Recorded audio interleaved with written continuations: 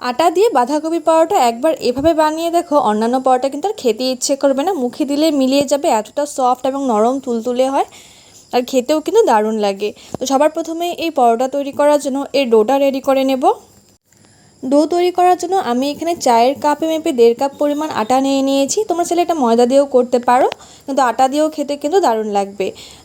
তারপর এর মধ্যে দিয়ে দেবো স্বাদ অনুযায়ী নুন আর সামান্য একটু চিনি, আর দিয়ে দিচ্ছি 1 থেকে 2 টেবিল চামচ পরিমাণ সাদা তেল। এই তেলটা অবশ্যই দেওয়ার চেষ্টা করবে। এবার এইসব উপকরণ একসাথে ভালো করে মেখে নেব।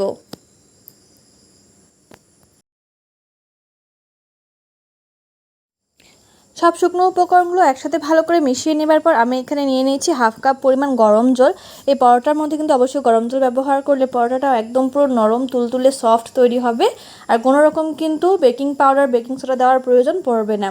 তাই গরম জলটা দিয়ে ভালো করে কিন্তু এই আটাটাকে মেখে নিতে হবে।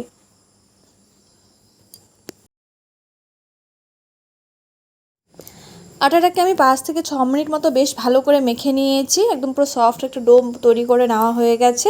এবার এই ডোটাকে ঢেকে রেখে দেবো কিছুক্ষণ, আর এতক্ষণে আমরা এর ভেতরে পুরোটা রেডি করে নেব। পুর তৈরি করার জন্য আমি এখানে কড়াইয়ে খানিকটা সরষের তেল গরম করে এর মধ্যে ফোড়নের জন্য দিয়ে দেবো একটি তেজপাতা, 2টো শুকনো লঙ্কা, আর দিয়ে দেবো 1/2 টেবিল চামচ পরিমাণ 5 ফোড়ন। এবার এইসব উপকরণগুলো হালকা তেলের সাথে মিশতে দেবো। ফোড়নটা ভালোভাবে তেলের সাথে মিক্স হয়ে যাবার পর এর মধ্যে দিয়ে দেবো কেটে রাখা বাঁধাকপি কুচি, আর বাঁধাকপির সাথে কিন্তু আমি আলুও ছোটো ছোটো করে টুকরো করে রেখেছিলাম। তার সাথে দিয়ে দেবো 3টে চেরা কাঁচা লঙ্কা, দিয়ে দিচ্ছি স্বাদ অনুযায়ী হলুদ গুঁড়ো এবং সামান্য একটু নুন, দিয়ে ভালো করে বাঁধাকপিটাতে একসাথে নাড়াচাড়া করে নেব। আমি কিন্তু বাঁধাকপির পরিমাণটা একটু বেশি করে নিয়েছি। পরোটার পুরো যতক্ষণই লাগবে ততটুকু রেখে বাদবাকিটা কিন্তু আমাদের দুপুরের লাঞ্চে হয়ে যাবে। তো বাঁধাকপিটা হালকা ভাজা ভাজা হয়ে যাওয়ার পর এর মধ্যে দিয়ে দেবো কেটে রাখা টমেটো, আর দিয়ে দিচ্ছি ফ্রোজেন মটরশুঁটি, এটা সম্পূর্ণ অপশনাল। এবার সামান্য একটু ভাজা জিরে গুঁড়ো ধনে গুঁড়ো ছড়িয়ে বেশ ভালো করে কিন্তু বাঁধাকপিটাকে ভাজা ভাজা করে নিতে হবে, আর কালারের জন্য খুব সামান্য একটু লঙ্কার গুঁড়ো দিয়ে দিলাম। বাঁধাকপিটাকে বেশ কিছুক্ষণ ভাজা ভাজা করে সামান্য একটু গরম মশলা গুঁড়ো ছড়িয়ে নামিয়ে নিয়েছিলাম।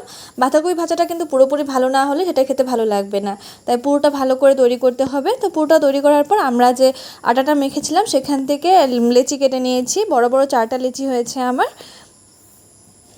এবার বানিয়ে রাখা বাঁধাকপির পুরোটা এর মধ্যে দিয়ে দেব।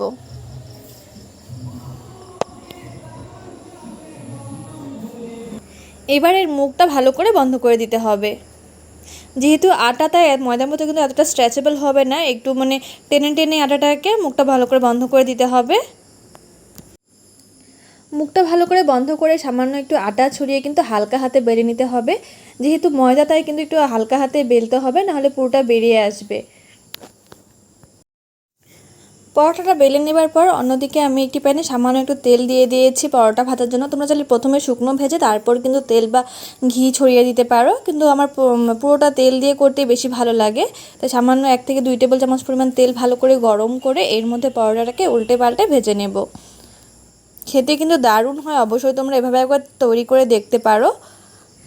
আমি দুপিঠে প্রায় উল্টে পাল্টে লালচে করে ভেজে তুলে নিয়েছি। এভাবে এক এক করে সবগুলো পরোটা ভেজে নেব।